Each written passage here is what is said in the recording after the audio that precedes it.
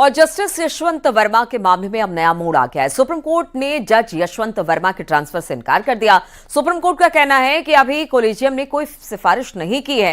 Collegium में transfer का प्रस्ताव अभी भी विचाराधीन है। बताया जा रहा है कि जस्टिस यशवंत वर्मा के घर पर आग लगी। जब फायर ब्रिगेड और पुलिस की टीम मौके पर पहुंची तो कथित तौर पर उनके घर से भारी मात्रा में कैश मिला और इसके बाद उनके इलाहाबाद हाईकोर्ट में ट्रांसफर करने की खबर भी आई, जिसे सुप्रीम कोर्ट ने अफवाह बताया। देखिए जरा ये रिपोर्ट।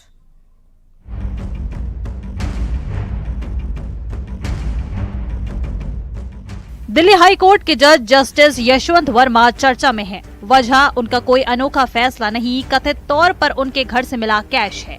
बताया जा रहा है कि जस्टिस यशवंत वर्मा के घर आग लगी थी। जब फायर ब्रिगेड और पुलिस की टीम आग बुझाने पहुंची तो उनके घर से भारी मात्रा में कैश मिला। आग लगने की घटना 14 मार्च की है। जिस वक्त आग लगी उस वक्त जस्टिस यशवंत वर्मा शहर से बाहर थे। इसके बाद ये खबर आई कि एससी कॉलेजियम ने जस्टिस यशवंत वर्मा का इलाहाबाद हाई कोर्ट में ट्रांसफर कर दिया, लेकिन सुप्रीम कोर्ट ने इस खबर को अफवाह बताया। सुप्रीम कोर्ट ने कहा है कि अभी कॉलेजियम ने कोई सिफारिश नहीं की है। हालांकि इससे पहले जब जस्टिस यशवंत वर्मा के ट्रांसफर की खबर आई तो Allahabad high court bar association ने ऐतराज जताया। इस मामले पर राजनीतिक दलों ने भी नाराजगी जताई है।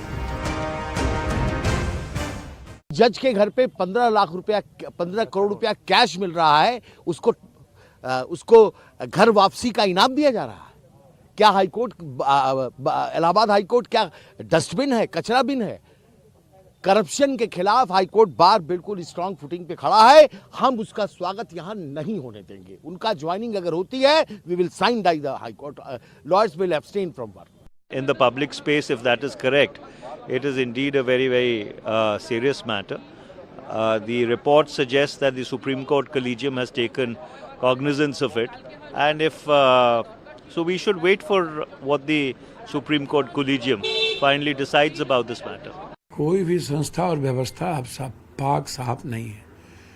कोर्ट और न्यायालय में भी 2-4-5% ऐसे जज हैं जिसके चलते आज भी हमारा संविधान जिंदा है, आज भी हमारी न्याय व्यवस्था जिंदा है। मिडिल क्लास, कॉमन लोग, गरीब लोग अब के लिए न्याय प्रक्रिया बहुत महंगी हो चुकी। खबर ये भी है कि जस्टिस यशवंत वर्मा के खिलाफ संसद में महाभियोग प्रस्ताव लाया जा सकता है। जस्टिस वर्मा पर सुप्रीम कोर्ट की कार्रवाई पर सरकार की नजर है और उनके खिलाफ महाभियोग प्रस्ताव भी लाया जा सकता है। इस मामले में सीनियर वकील कपिल सिब्बल का भी बयान सामने आया है। कपिल सिब्बल ने कहा है कि अब वक्त आ गया है कि सुप्रीम कोर्ट कॉलेजियम के काम में पारदर्शिता लाए और ऐसे मामलों को ध्यान में रखते हुए न्यायाधीशों की नियुक्ति करे। It's time for the Supreme Court to start looking at issues of how the appointment process should take place. That it should be more transparent, appointments should be more carefully done. There's another judge of the Allahabad High Court, as you know, against whom the collegium called him for an explanation and he chose not to respond to their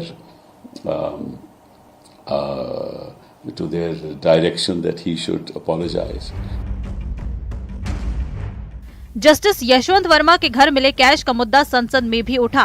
Congress सांसद जयराम रमेश ने इस मामले पर राज्यसभा में चर्चा कराने की मांग की, जिसके बाद राज्यसभा के सभापति जगदीप धनखड़ ने भी इस मामले पर हैरानी जताई। उन्होंने कहा कि सबसे परेशान करने वाली बात ये है कि अगर ये घटना किसी पॉलिटिशियन, ब्यूरोक्रेट या फिर उद्योगपति के घर में होती तो वो हिट लिस्ट पर आ जाता, लेकिन जज के घर का मामला उस तरह सामने नहीं आया। उन्होंने कहा कि वो सदन के नेता और नेता प्रतिपक्ष से इस बारे में बात करेंगे, उसके बाद इस मामले पर स्ट्रक्चर्ड डिस्कशन कराएंगे।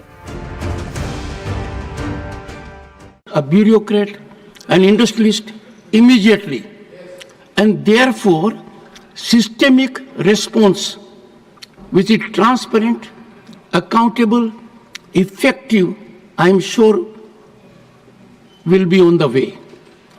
I will get in touch with leader of the house and leader of the opposition and find a mechanism for a structured discussion during course of the session subject to their।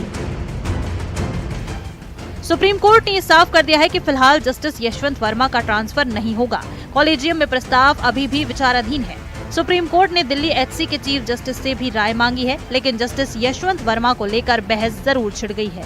उनके खिलाफ महाभियोग प्रस्ताव। आप देख रहे हैं news 18 Uttar Pradesh Uttarakhand.